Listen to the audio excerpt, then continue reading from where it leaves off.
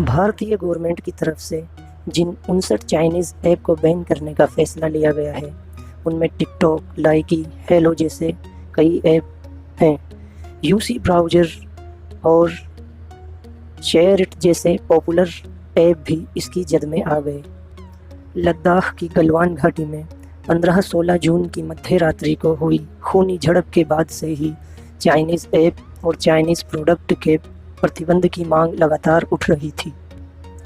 Information technology ministry ने अपने आधिकारिक बयान में इन पर बैन की जो अहम वजह बताई है, इसमें कहा गया है कि मंत्रालय को इनके खिलाफ कई दिनों से लगातार शिकायतें मिल रही थी और कई रिपोर्ट्स में यूज़र्स के डेटा का गलत इस्तेमाल करने की भी संभावनाएं जताई गई थी।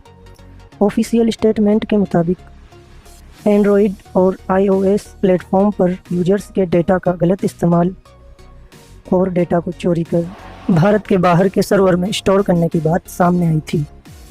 इस बयान में कहा गया है कि डेटा चोरी की शिकायतों को देखते हुए पाया गया कि भारत की राष्ट्रीय सुरक्षा के लिए ये बड़ा खतरा है और इनके जरिए भारत की एकता और अखंडता को भी नुकसान पहुंचाने की कोशिश की जा सकती है। इन पर भारतीय कानून के मुताबिक इंफॉर्मेशन टेक्नोलॉजी 69A के तहत कार्रवाई की गई है। सरकार की ओर से इन ऐप्स पर बैन लगाने का फैसला इसलिए किया गया कि ये भारतीय नागरिकों के डेटा का गलत इस्तेमाल ना कर सके। करोड़ों लोगों के मोबाइल में पहले से ही डाउनलोडेड इन ऐप्स पर बैन कैसे लागू होगा, यह भी एक बड़ा सवाल है। रिपोर्ट्स की माने तो अब इंटरनेट सर्विस प्रोवाइडर को इन ऐप्स पर बैन करने के निर्देश दिए जाएंगे।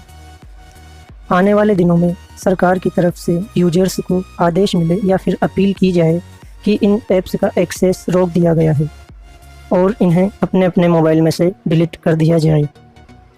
ऑनलाइन चलने वाले ऐप्स जैसे टिकटॉक, यूसी ब्राउज़र वगैरह पर तो ये बैन कारगर हो जाएगा। हो सकता है ऑफलाइन चलने वाले ऐप्स को यूजर्स को खुद ही हटाना पड़े। इसके अलावा बैन किए गए ऐप्स को प्ले स्टोर से हटा दिया जाएगा और साथ ही ऐसी सुविधाओं वाले दूसरे ऐप्स को उपलब्ध कराए जा सकते हैं।